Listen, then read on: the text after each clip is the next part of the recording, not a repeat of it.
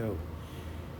Okay, today's our journey across Idaho, and pretty much like yesterday, you've got lots of highway, gently rolling volcanic hills, but we also got into some very strong uh, rock hills, and then we got back into the gently rolling volcanic hills again. And if you look, you can see the highway kind of going uphill there. And the interesting thing about these pictures, this is across from the rest area, and I have an affinity for airplanes. So, as you can tell from these pictures, and looking behind the pictures, you see the different benches, the different levels. So, all this area was underwater to those levels at one time. But here's my affinity. Notice the airplane on the left of the screen, more toward the center. And in the next one, you see it. There were two airplanes doing takeoffs and landing practice.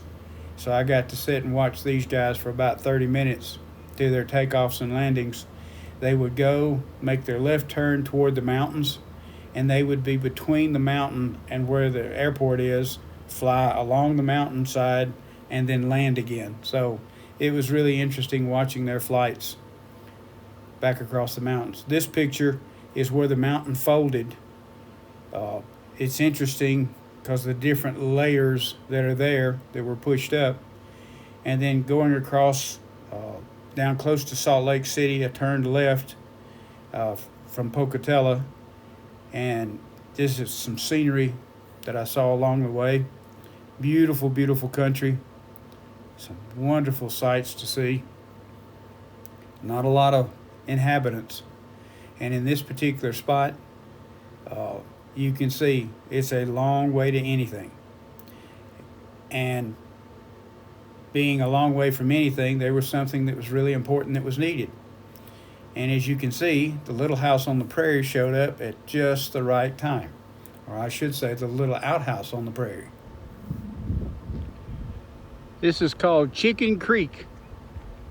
I guess it's because they were chickens in the creek and stopped up the creek and ended up with a little lake. But the one great thing about this place, and the only thing that's here, is that. So now you've seen the full panorama of what's here. So today I got to experience the first measurable rainfall in 4 weeks. So I've had 4 weeks of clear weather, except for one morning with a little drizzle on the coast. But this was a good sight to see. Now this is east of Vernal, and this along the highway you get the signs that show the Cretaceous period and what was there, what you can find on the ground, and that's the deposits from the lake bed. And each of those lines in the hillside represents a different period of time in geologic history. Just some general shots of the area, and people playing on a watershed lake.